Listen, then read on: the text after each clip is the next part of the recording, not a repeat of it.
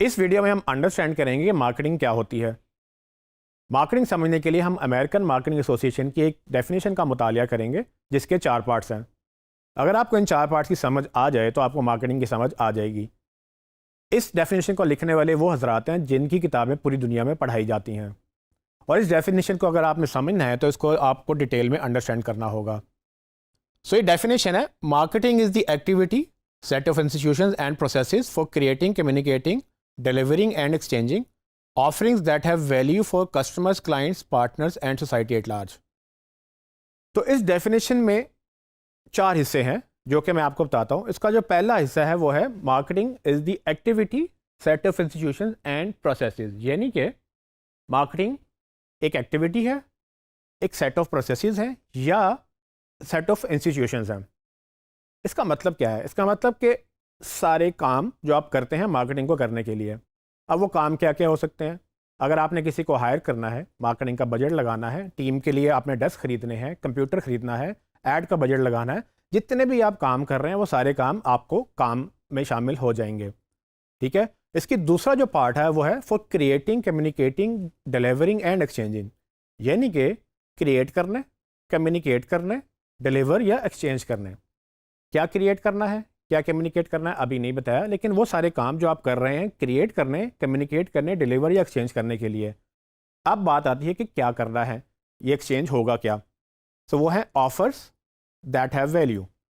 तो इन्होंने प्रोडक्ट या सर्विस की बात नहीं की, इन्होंने बात की ऑफर्स, और वो भी ऑफर्स जिनकी वैल्यू है। किसके लिए? For clients, customer, society at large, और बाकी जो ऑडियंस आपकी, जिसको आप ऑडियंस कह सकते हैं, वो सब शामिल हैं। तो इन 4 पार्ट्स को अगर हम अंडरस्टैंड करें तो मार्केटिंग एक ऐसा प्रोसेस है जिसका काम है कम्युनिकेट करना या डिलीवर करना। क्या? वो ऑफर्स जिसकी वैल्यू है, किसके लिए? उन क्लाइंट्स के लिए जो कि आपके ऑडियंस कहलाई जा सकती है। अब चूंकि ये जनरल डेफिनेशन है, इसमें उन्होंने कुछ स्पेसिफिक बात नहीं की, इसमें उन्होंने हर तरह की ऑडियंस, हर तरह के काम और हर तरह की चीज़ें बयान कर दी हैं। हमने ये समझना है कि इसमें से हमारे लिए क्या अहम बात है और हम इसको कैसे अपनी मार्केटिंग समझने के लिए अंडरस्टैंड करेंगे। सो पहले पार्ट की अगर बात करें तो पहले पार्ट में तो सिर्फ एक्टिविटीज़ थी। अब एक्टिविटीज़ क्या होंगी? वो आप अगर टीवी पे जा रहे हैं तो डिफरेंट एक्टिविटीज़ हैं, अगर आप अखबार में ऐड लगा रहे हैं डिफरेंट एक्टिविटीज़ हैं, और अगर डिजिटल की बात करें तो डिफरेंट एक्टिविटीज़ होंगी जो कि हम आपको इस कोर्स में पढ़ाएंगे भी। उसके बाद बात आती है कि कम्युनिकेट करना या डिलीवर करना। ये वो पैगाम है जो आप एक जगह से दूसरी जगह पे पहुँचाते हैं। मतलब है कि आपकी प्रोडक्ट है, उसके बारे में आपने अपनी ऑडियंस को बताना है, तो वो क्या मैसेज है, वो क्या चीज़ है, वो जो कम्युनिकेट कर रहे हैं आप, वो कम्युनिकेट करने वाला जो सेकंड स्टेप है उसके लिए जो भी आप एक्टिविटीज़ करते हैं वो शामिल हैं। फिर तीसरी बात है ऑफ़र्स की। ये इंपॉर्टेंट है। ऑफ़र्स इसलिए इंपॉर्टेंट है कि यहाँ पर उन्होंने ये बात नहीं की कि आपकी प्रोडक्ट या सर्विस, बल्कि बात की ऑफ़र की। तो क्या फ़र्क है प्रोडक्ट, सर्विस और ऑफ़र में? तो बेसिकली अगर आप एक मिसाल लें पानी की बोतल की, तो अगर आप पानी की बोतल ख़रीदते हैं बाज़ार से तो वो बेसिकली आप उसमें पानी ख़रीदते हैं, लेकिन जब आप पैसे दे रहे होते हैं तो आप किस किस चीज़ के पैसे दे रहे हैं? वो बेसिकली एक ऑफ़र है। फॉर एग्ज़ाम्पल, पानी की कॉस्ट है 10 रुपये, लेकिन उसमें बॉटल की भी कॉस्ट होगी, उसमें इस बॉटल को मार्केट करने की भी कॉस्ट होगी। वो जो हज़रात इसको बना रहे हैं, पानी को मैन्युफैक्चर कर रहे हैं या बॉटल को मैन्युफैक्चर कर रहे हैं, उसको बॉटलिंग में पैकेजिंग कर रहे हैं, ट्रांसपोर्ट कर रहे हैं, वो पेट्रोल का खर्चा आ रहा है, वो मशीनरी का जो खर्चा आ रहा है, वो सब चीज़ें कैलकुलेट करके इनकी कॉस्ट निकाली जाती है। सो बेसिकली सिर्फ पानी अगर आप खरीदते हैं तो शायद सस्ता होता है, लेकिन जब आप पानी एक ऑफ़र के तहत लेते हैं जिसमें आपको एक सर्टन चीज़ सर्टन तरीके से सर्टन अंदाज में पेश की जाती है, उसको एक ऑफ़र कहा जाता है।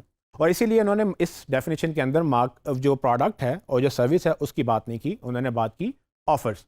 और सिर्फ ऑफ़र्स नहीं, वो ऑफ़र्स जिसकी कोई ना कोई वैल्यू है। अब वैल्यू से क्या मुराद है? कहने में तो ये एक वर्ड है, लेकिन वैल्यू असल में ये है कि लेट्स से अगर मेरे पास 10 बोतलें हैं पानी की ऑलरेडी और आप मुझे 50 रुपये की बोतल बेचने आते हैं, तो क्या मैं आपसे वो बोतल ख़रीदना चाहूँगा?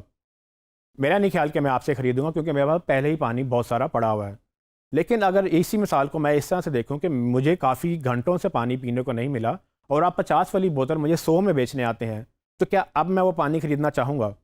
तो जी हाँ, बेसिकली अगर मुझे महंगा पानी भी मिल रहा है तो मैं उसको लूँगा, क्योंकि उस वक्त मेरी वैल्यू जो है उसकी बढ़ चुकी है, बिकॉज कि मेरी ज़रूरत बढ़ चुकी है। और मैं सिर्फ पानी नहीं देख रहा, मैं अपनी ज़िंदगी या अपने उसके ज़रूरत को देख रहा हूँ कि मेरी ज़रूरत इस वक्त ज़्यादा है, तो मुझे अगर एक्स्ट्रा पैसे भी देने पड़ते हैं तो शायद मैं देना चाहूँगा। इसको इकोनॉमिक्स में डिमांड एंड सप्लाई का कॉन्सेप्ट कहते हैं। जब डिमांड ज़्यादा होती है तो वैल्यू बढ़ जाती है। जब सप्लाई ज़्यादा होती है तो वैल्यू गिर जाती है। तो डेफिनेशन ये कहती है कि ऑफर्स दैट हैव वैल्यू, यानी कि बेकार की ऑफर्स नहीं, वो ऑफर जिसकी वैल्यू है। और किसके लिए है? वो या तो आपका कस्टमर होगा या तो आपका क्लाइंट होगा। अगर आप गवर्नमेंट से डील कर रहे हैं तो गवर्नमेंट होगी, अगर गवर्नमेंट मार्केट कर रही है तो उसके लिए एक आम आवाम ऑडियंस होती है। तो मुझे ये लगता है कि इस डेफिनेशन के अंदर तकरीबन सब कुछ उन्होंने समा दिया है कि मार्केटिंग है क्या। बेसिकली तो मार्केटिंग एक प्रोसेस है। किस चीज़ का प्रोसेस है? अपनी ऑडियंस तक अपनी ऑफ़र की जिसकी वैल्यू है उन ऑडियंस के लिए उसको पहुंचाना, इस प्रोसेस को मार्केटिंग कहते हैं। इसमें कहीं भी जिक्र नहीं हुआ कि सेल्स होनी चाहिए, बात सिर्फ मार्केट करने की हुई थी। मार्केट अगर अच्छा होगा तो सेल्स भी निकल आएंगी, अगर मार्केट अच्छा नहीं होगा तो शायद सेल्स ना आए। लेकिन ये कहना गलत है कि मार्केटिंग जो है ना वो सेल्स ही होती हैं। मार्केटिंग और सेल्स में डिफरेंस है, और ये वजाहत इस वक्त ज़रूरी थी बिकॉज कि मार्केटिंग एक सिर्फ प्रोसेस है अपनी प्रोडक्ट के पैगाम को उन लोगों तक पहुंचाना जिनके लिए वो ज़रूरत या मायने रखती है।